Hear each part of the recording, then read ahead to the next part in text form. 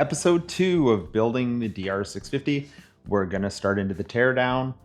Time lapse. Let's go.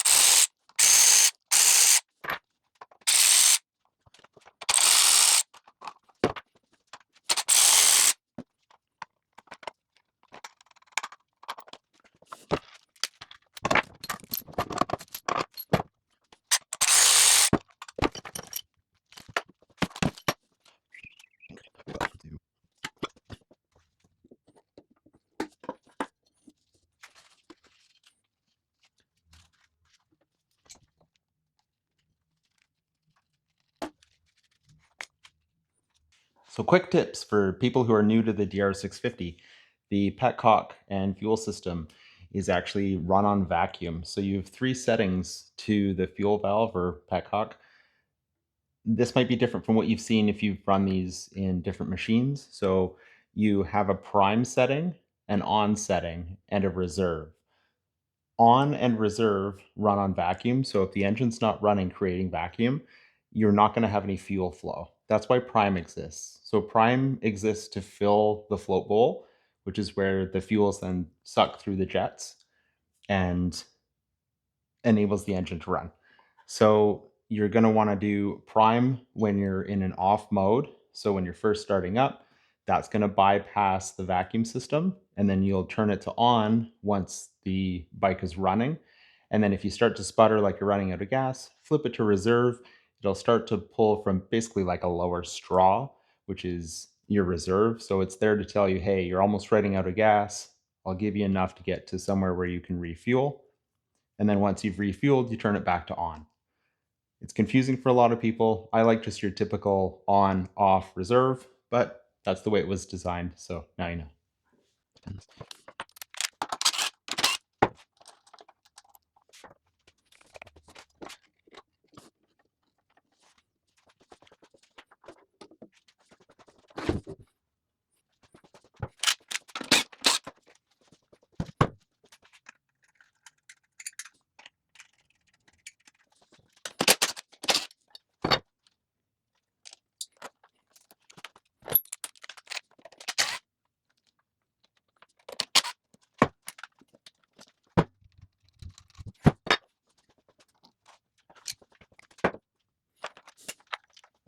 So now I'm going to take you through one of the mods. I'm just going to tilt the camera down. The person before has done the mod.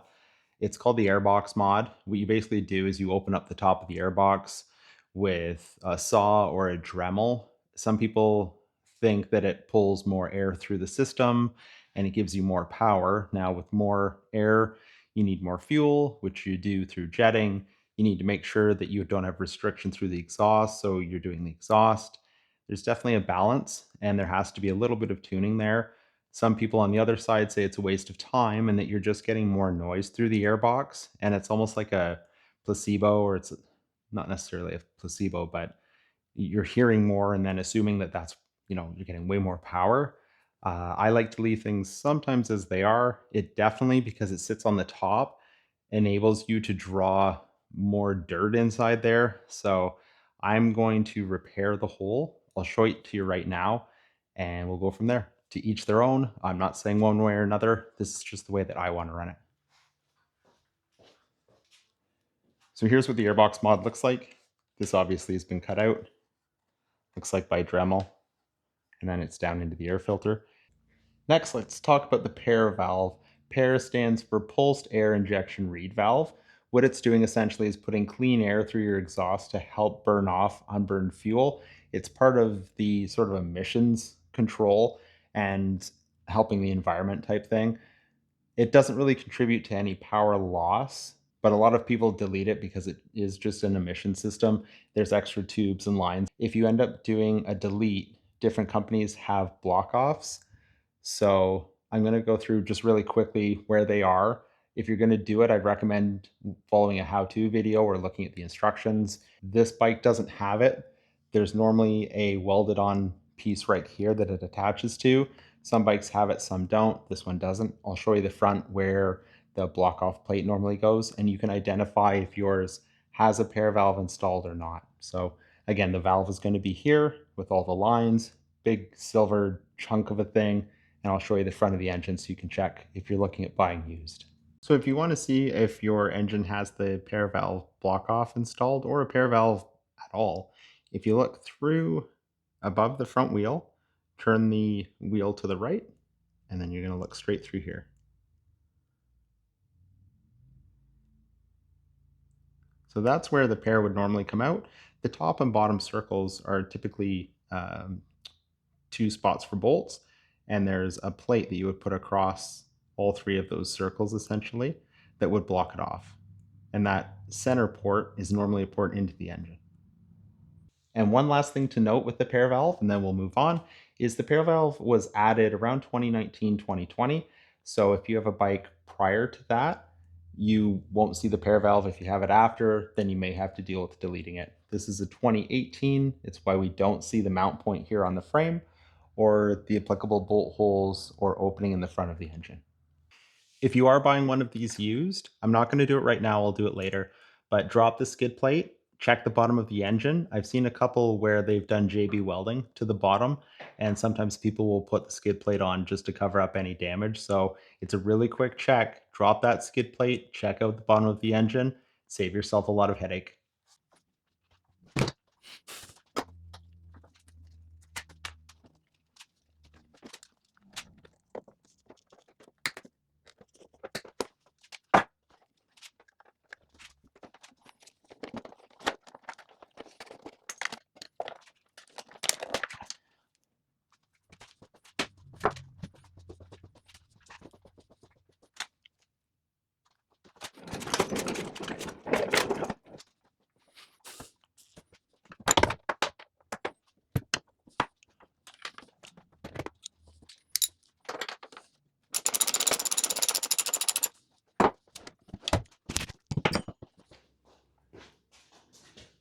Safety first.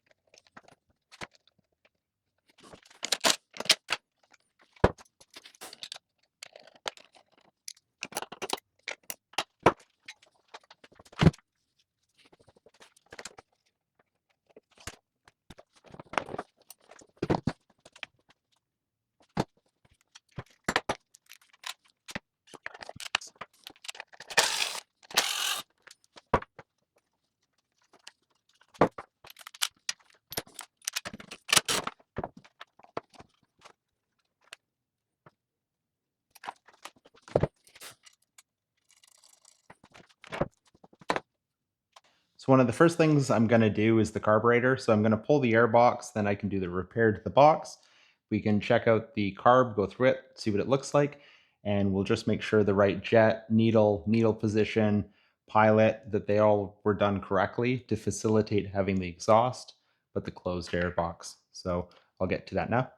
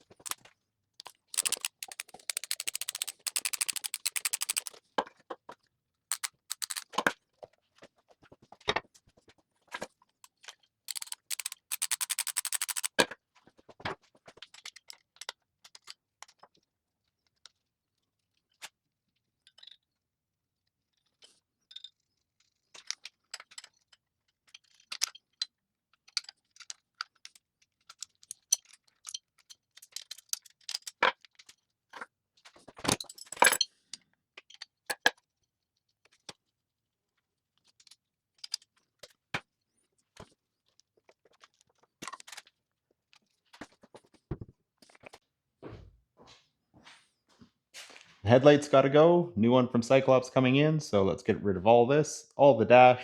I'll pull the fender too. We're putting on an auxiliary light bar. So we'll get rid of that as well.